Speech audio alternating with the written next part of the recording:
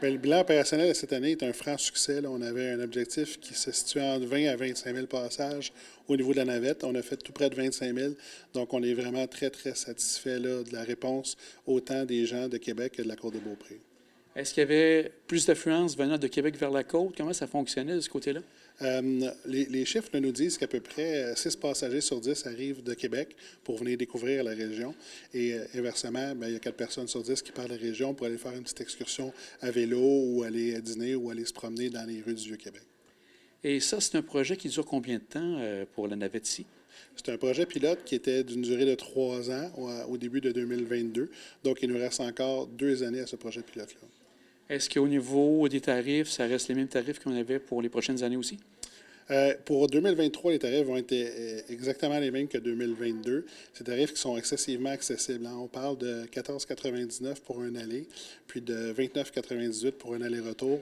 Donc, c'est des tarifs qui sont accessibles à tous. Puis ça, c'était très important dans ce projet-là parce qu'on voulait que les gens, justement, puissent le faire à prix modique, puis puissent profiter de ce super service-là qui permet aux gens de voir le fleuve, la région du meilleur endroit qui soit. Hein. À partir du fleuve, on a des paysages qui sont extraordinaires, autant sur la rive à Québec avec le château, la chute, le pont de l'île d'Orléans, autant en arrivant ici là, avec la basilique puis toute la région. Là.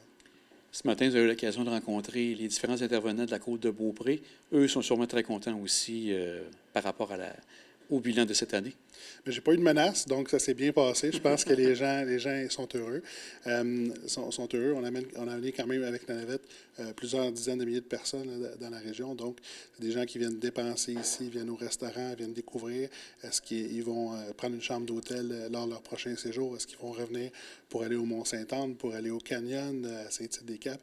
Donc, c'est vraiment ce qui est le but en arrière de cette navette-là. Puis, on est très, très contents. Je pense que les intervenants aussi économiques, politiques de la région sont très heureux. Avec un bilan, bien, on amène toujours aussi soit ajustement, amélioration. Est-ce que déjà vous avez déjà des trucs pour 2023 que vous souhaitez réajuster?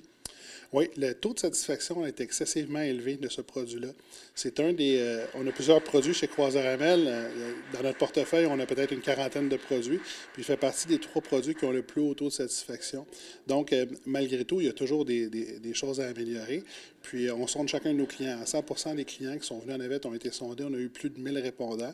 Donc, on sait exactement là où sont les plus petits irritants puis les opportunités d'amélioration.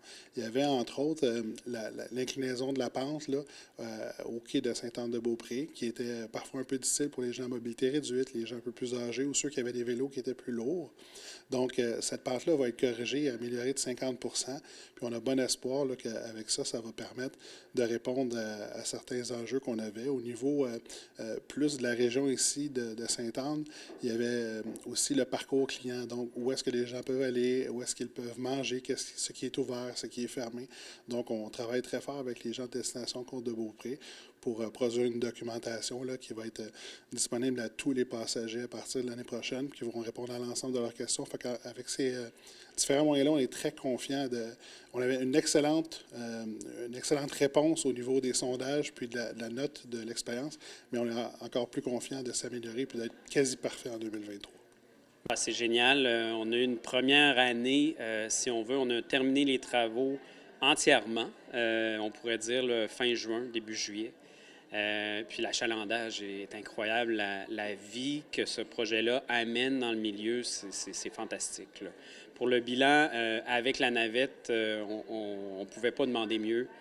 Tout a bien fonctionné, aucun incident, tout a été positif. Fait qu'on est content, on travaille sur des bases solides.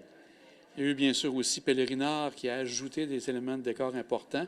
Prochaine étape pour le quai, est-ce qu'il y a des éléments encore à venir pour l'an prochain ou des éléments qui vont se souder au quai? Oui, bien effectivement, là, on a fini un chantier, on vient de livrer une infrastructure, un aménagement. Là, on amène la navette fluviale qui amène une activité économique ou de découverte de la destination. Alors là, c'est un travail d'animer ce quai-là ou cet environnement-là. C'est un travail qui est fait en collaboration avec la Ville de Sainte-Anne et la communauté. Alors oui, c'est un travail qu'on fait déjà, on pense déjà à l'année prochaine et les prochaines années. Là. Je pense aussi un des éléments importants durant l'été, c'était les différents forfaits que vous aviez en tête pour amener les gens voir la côte de Beaupré. Est-ce qu'il y a des éléments qui vont changer par rapport à 2023 ou c'est un peu trop tôt pour en parler? Bien, faut se rappeler, effectivement, on a une navette fluviale qui amène les gens de Québec à Sainte-Anne ou Sainte-Anne-Québec.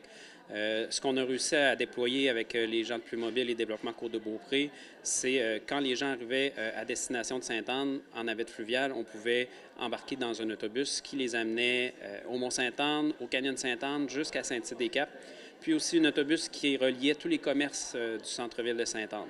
Alors ça, c'est encore dans les plans. On veut forfaitiser toujours ces expériences-là parce que c'est bénéfique pour la région, la destination, puis le visiteur adore ces expériences-là. On est en train d'ajuster certaines choses, mais on peut pas en parler présentement. C'est un travail qui va se faire là, au courant des prochaines semaines, prochains mois, là, pour préparer la saison 2023. Mais David, félicitations encore parce que c'était un projet vraiment intéressant que tu as piloté, entre autres, avec bien de tes collègues. Un grand merci puis une bonne chance pour 2023. Merci beaucoup. C'est un gros travail d'équipe de la communauté en général. Alors, on est super contents puis on souhaite là, des belles années à s'en venir. Merci. Merci.